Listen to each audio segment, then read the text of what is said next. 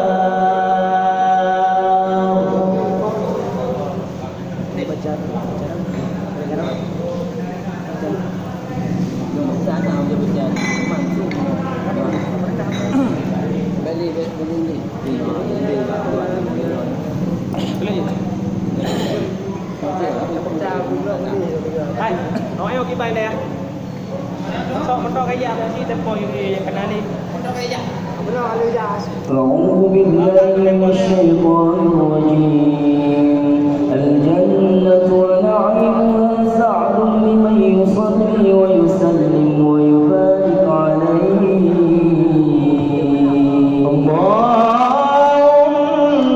صل وسلم ويبارك عليه.